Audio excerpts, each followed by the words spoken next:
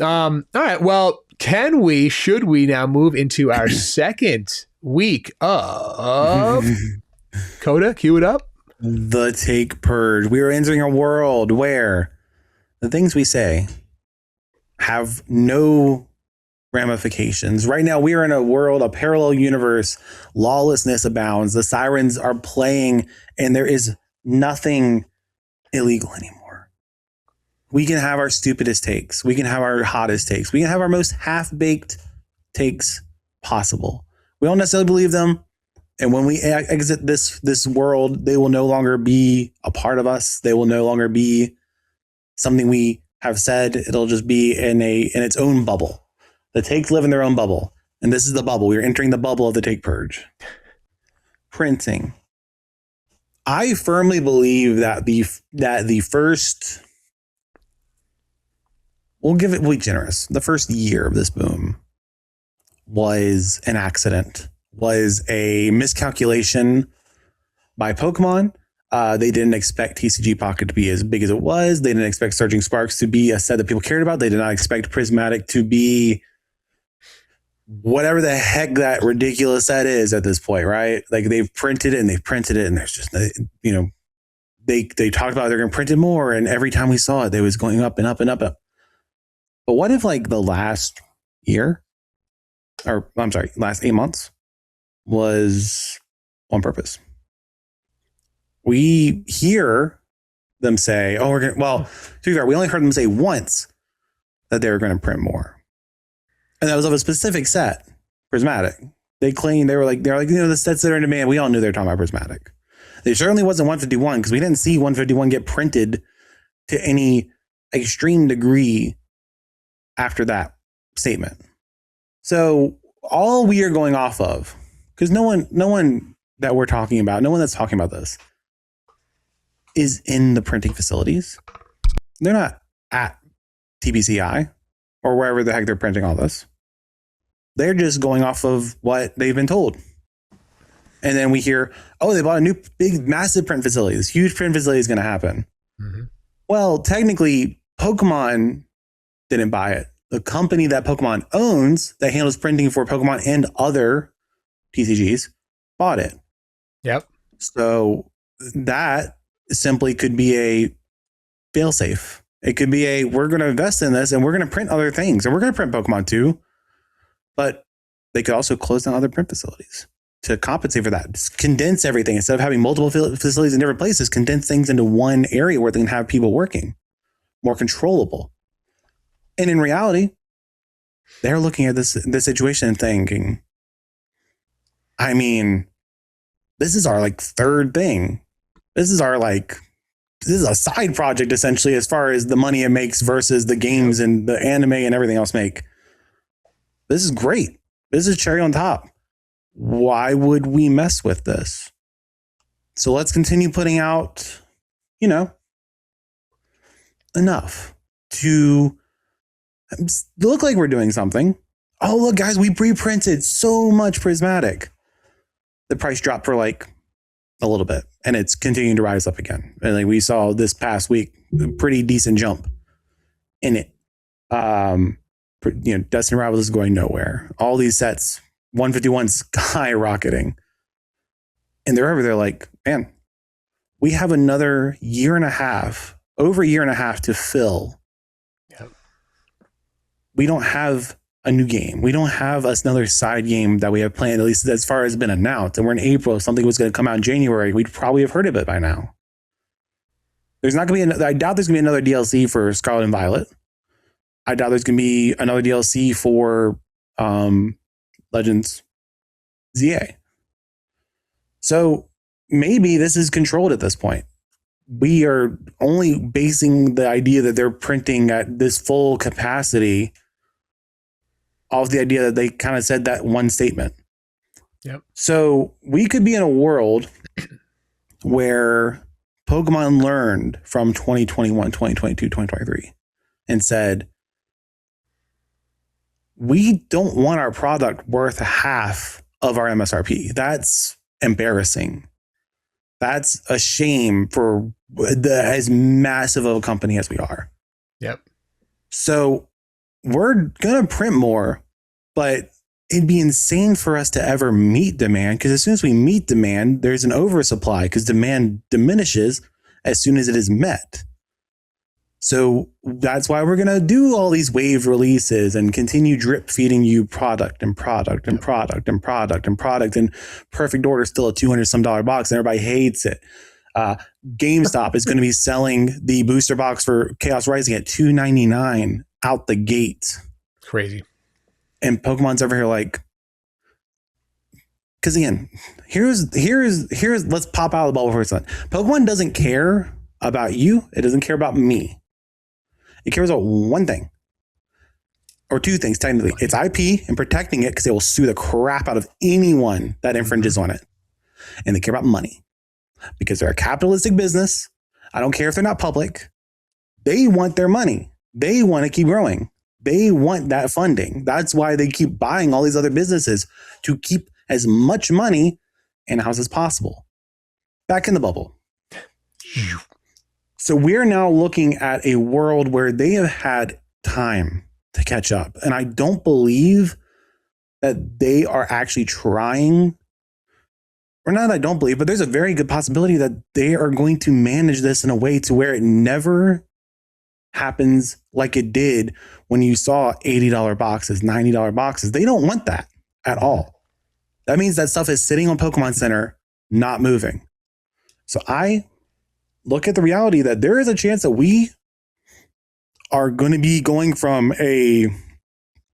what was a miscalculation to a complete detailed calculation. And something else is going to have to break for the market to actually die. Because Pokemon may not want to ever meet demand. And from a business standpoint, why would you? Why would you meet demand? Because you know that's going to diminish demand. And all of a sudden, you're going to have a surplus, and then you're going to be back where you were. They've learned from that. And I think they're going to manage that in a way that gives off they could manage in a way that gives off the appearance of being for the people. We're doing all this good PR, but in the background, they're the only ones that know what they're printing and how much they're printing. Yeah. It's a thought. Just a wild idea out there. It's funny that you had this as your, so like, guys, we don't tell each other the takes that we have. It's just completely raw. Me listening to it and him listening to me. So the question I had, and it's pretty much right on, which is why I was saying it's pretty much right on the same target. My question was, what if Pokemon stays like this forever? And that was the take that I had. So we're in a place right now. Ascended Heroes is the topic of conversation in everybody's Pokemon universe right now. Whether you like the set or not, whether you've opened it or not, it is like at the top of everyone's conversation. Everyone that's like an influencer, you could say, every PokeTuber, everyone that's on TikTok that's into Pokemon is always talking about Ascended Heroes. We do it here because it is worth looking at what the hell is actually happening with this set like we've never seen before. So the take here is, what if Pokemon, what if this stays like this forever? Like, what are we all going to do? What are you all going to do? I'm talking to the people that are out there that are saying that things are still too expensive. If it stays like this forever, which we already said in weeks past that we think that MSRP for English is going to go up. I don't even think it's going to go up enough to make a difference in people buying stuff. There's still going to be a margin for them to make money, so they'll still be doing it. If it lasts like this forever, this is what the pipeline looks like. We've got all these one-to-one sets. We've got 30th anniversary this year. 30th anniversary is going to be a banger set. You can't tell me it's not. New rarities. We're super stoked about it. Even if they're shit, so many people are going to love them. I personally am on the train of, I do love everything new that comes out. You see something refreshing, you see something new, and you just jump on it. I love it. I love opening the new sets because of that reason. It's like so refreshing to look at something new. 30th anniversary is huge. We get a huge, we get a Mega Lucario set. We get a Raichu set. We finally get a Mega Blastoise set. We're going to get the Rayquaza set. I think next year, we were talking about it. We're going to get, it's going to be now 2 years because we're not going to get a generation set this summer. Next summer, we get a generation set, whether we were talking about it's going to be Gen 2, Gen 3, whatever it is. That's going to be absolutely insane. That's going to roll into next summer. And then, then we're going to get into the territory of the game coming out in a few months. So we're going to be starting to hopefully see some stuff. Mega Era ends with Mega Fates in January of that year. The new TCG comes out. It is not hated by people. We've now been through 4 years or more of gray borders. We are booming. The game is awesome. The starters are one of our top tier, one of the most popular the three starters we've seen in a while. The game is awesome. The TCG is coming out with just banger stuff. And it just continues to go up. And everyone that's sitting here now saying a $180 ETB that came out 2 months ago is crazy is going to be crying in 2 years because they didn't make any more ETBs and they want to rip Ascended Heroes and they never did. Coming out of that bubble, I'm not saying you should be buying packs at $15 a pack on a new set. It sucks to have to do that. So I'm just going to say that going back into the bubble. We're into Gen 10. Gen 10 is doing everything right. Like I said, starters, fire, a new evolution comes out. So something that no one ever thought possible was going to happen. They do that. And again, the ball keeps rolling. We're going to get a Gen 10 shiny set. We're going to get a whatever. If we get a Pokemon Pocket set that comes out in the mix of all this stuff, there's so many things. There's like Pokemon has positioned themselves to play off of what Coda's saying, has positioned themselves so good. There's so many different levers they can play. We see the popularity. There's no movie in sight right now.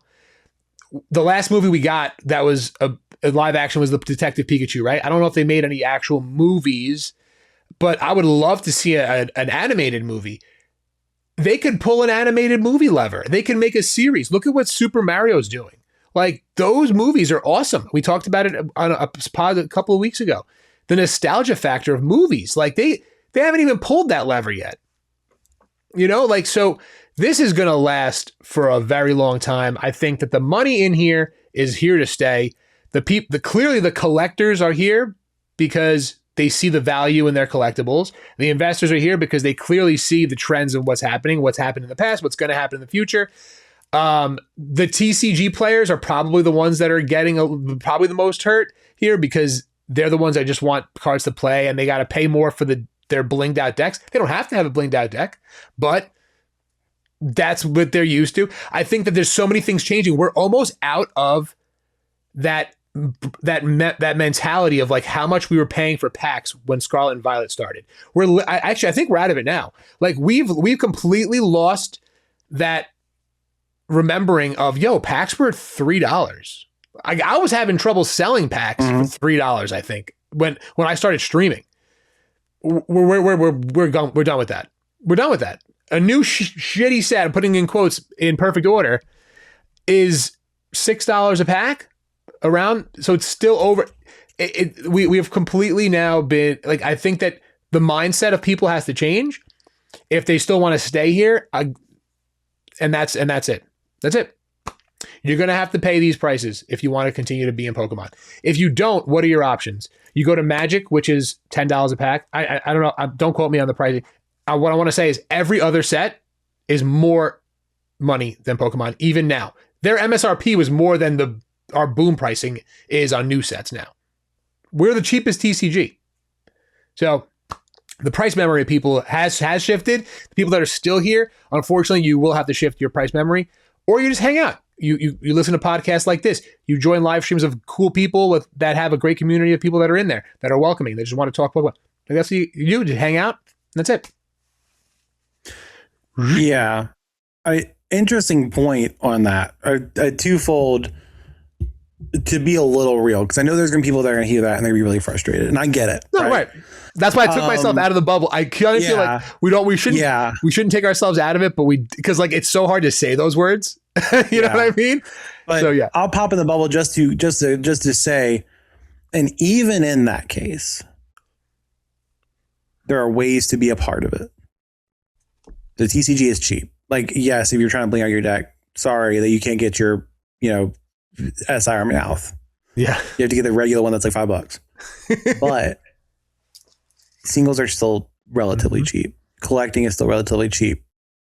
You may not be able to buy sealed and rip it, but there's other things you can do. And I think that's important, is to be able to adjust.